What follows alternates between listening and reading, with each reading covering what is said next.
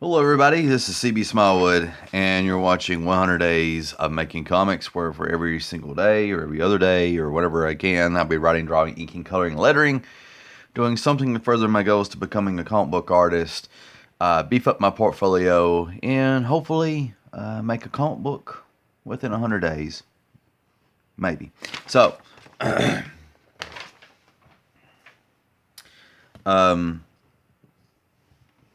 for those of you that watched my last video, I think you might be able to notice I made some changes, some alterations to the page I've been working on here, which is page 11. And before I get started, I kind of don't feel good right now. My stomach's kind of just slightly churning. I kind of feel icky. Feel very icky. But anyway, this is the layout, sketched out layout that I did. And originally in the top panel, we got the bad guys here, and then we got Wildcat over here in the in the far corner, and he's kind of like he's doing a pose, you know, kind of like I don't know what you would call the pose, kind of like well, I don't know, you might see that kind of pose in football, maybe. Maybe maybe some people who watch and play football is like, no, you'll never see that pose in football, but I'm just kind of puts me in mind of it. But anyway, I kind of feel like he's already may have done some postures like that, or somewhat like that, in the earlier pages I've done. And originally when I drawed it, I didn't like the way he looked. I felt that he was a little hunched over in a way that was very unflattering and didn't look really cool. So I erased it and I changed it up to a full body shot here, to put him more at a distance between him and the bad guys.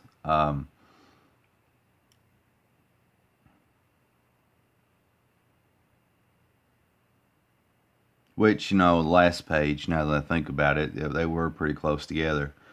But that's okay. Maybe people who will read my comic will suspend their disbelief, because hopefully whenever I go to do the dialogue, it'll be so good that they'll cut me some slack. So anyway, I think this looks better. Might not measure up well with the last page, but it's still good overall, and I'm happy with it. I like the direction that it's going.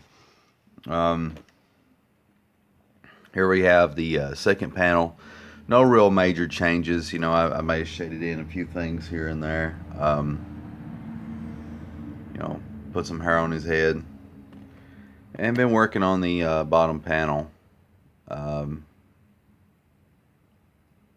Trying to get a good vibe going on here in this panel. A little bit of a struggle, you know. And what I mean is, you know, with this guy, he is just had his arm broke, and through the facial expressions, you're going to see that a lot more in his funny misshapen arm.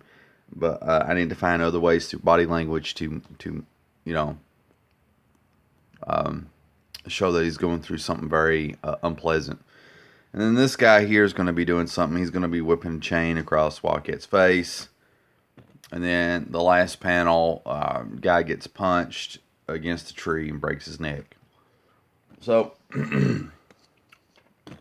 that's where we're at. Let me zoom in just a little bit. That'll work. So,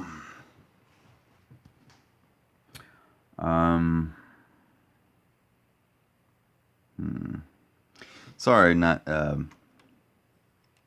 100% today. I just, like I said, I feel icky.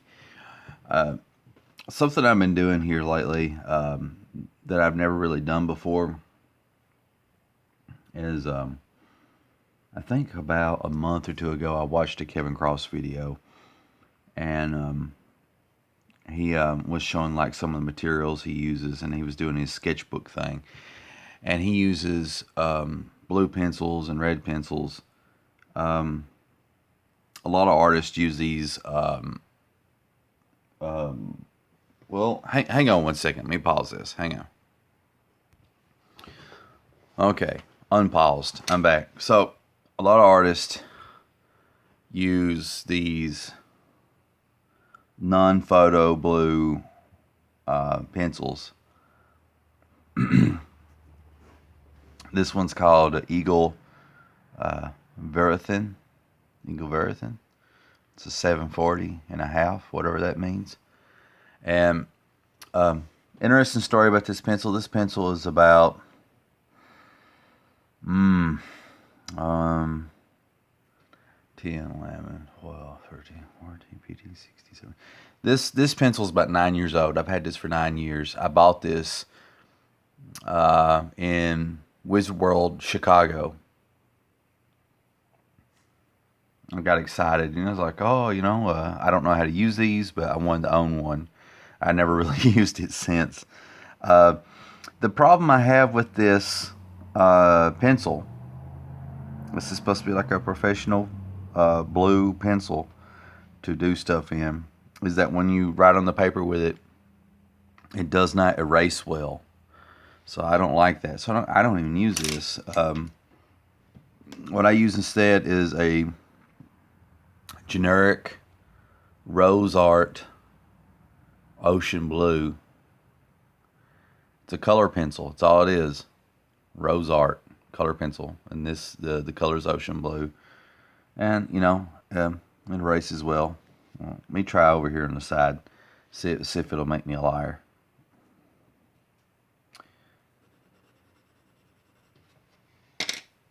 I don't even know if you can see that. Let me try right here. Well, it's like it's not even showing up well on camera.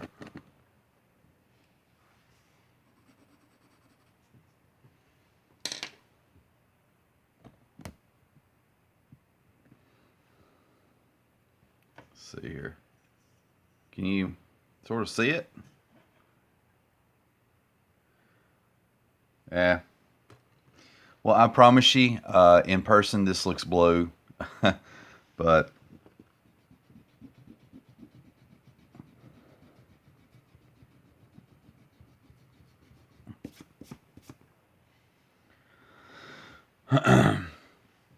so you can still sort of see where it was, but it's very, very faded now.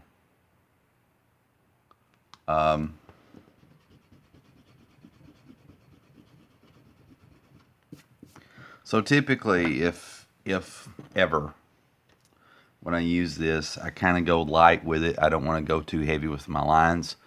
The reason, anyway, what I was getting ready to say, I watched a Kevin Cross video, and he uses like blue and red pencils, and it's something that he learned in animation. And what I liked about it is that he used it for layering, like when there's an image on top of an image on top of an image.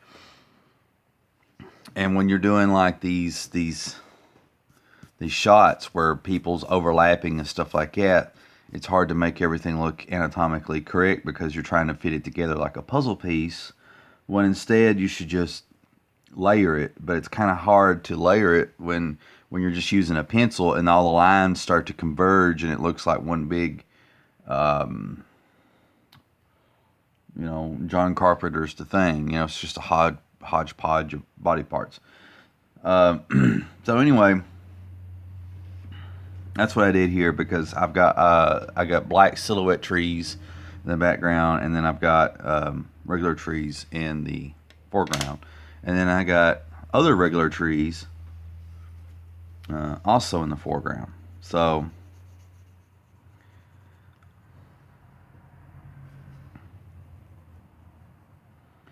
makes it hard to, keep up with everything. But using the blue color pencil helps me a lot, I feel. I'm just kind of tracing over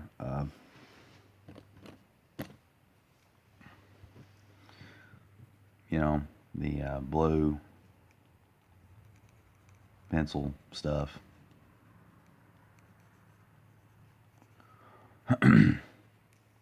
But this is something new that I'm doing that I never really used to do.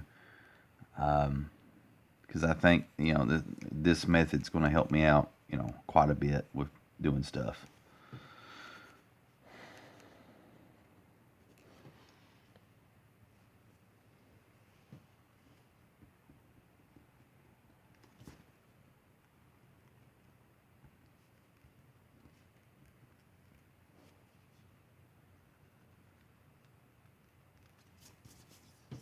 There we go.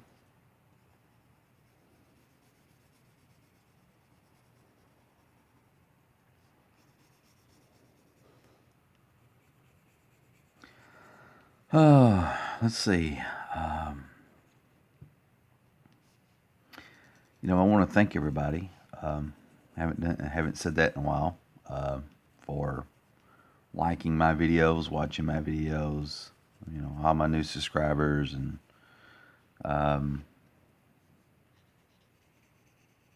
for people taking the time to comment and stuff like that. And I really appreciate the helpful tips and advice. That stuff helps me out a lot.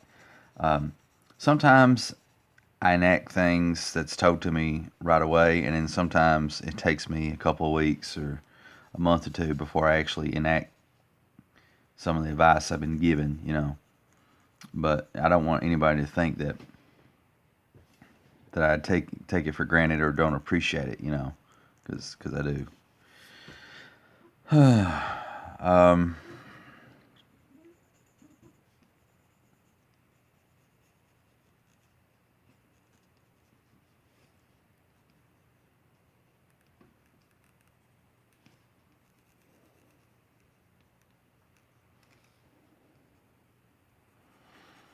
Here lately, I've had a couple of interesting projects.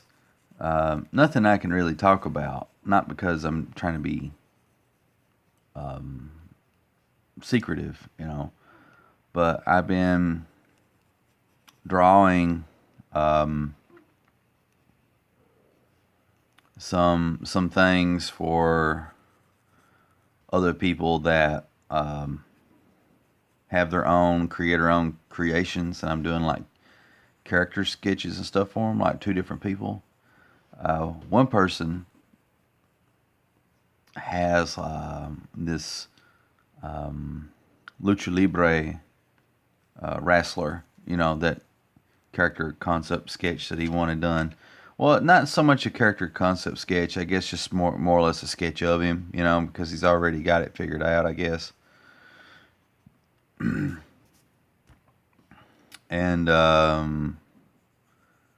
so that's pretty cool. I did a sketch of it. I'm going to transfer it over by the big 11 by 17 paper, and I may show you here in a future video whenever I get around to it. And give the guy a shout out and everything because he's made a comic book about it and stuff. But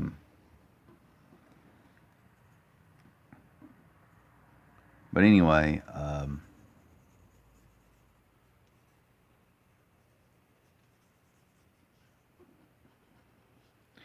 the other person that I'm drawing some concept stuff for, he has a very meticulously well thought out story where something changes in the past that changes the whole time stream and outcomes of society and world wars, both the world wars. And it makes for a very interesting story that involves time travel and robots and cyborgs and religion, and I don't know, just a whole host of things, that's pretty cool concepts. And that's about all I can say about it, Not because there ain't more to say. I just don't, it's his story, and I don't want to give away any key concepts because that's pretty general what I told you. But anyway, all I can say, it's really cool, and he's thought it out really well. And so I've been doing some, character sketches for him.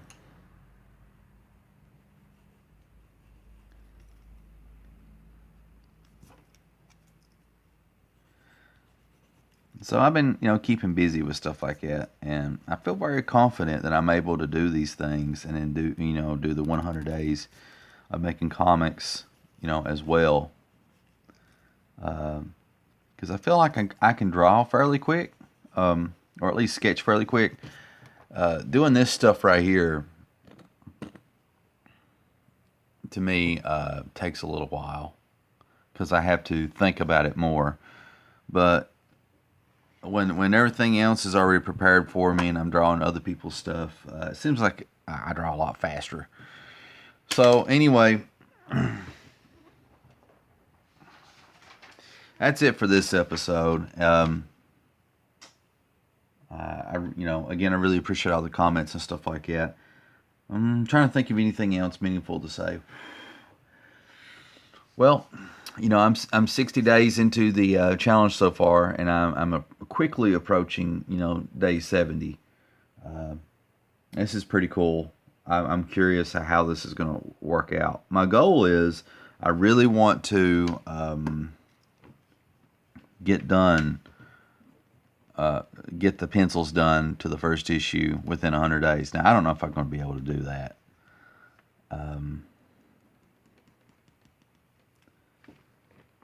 I think I could, but I want to get the pencils done. That doesn't mean I ain't going to make, changes later on, assuming I do accomplish that goal. Go back and change some of the pencils, but that's something that I want to shoot for, And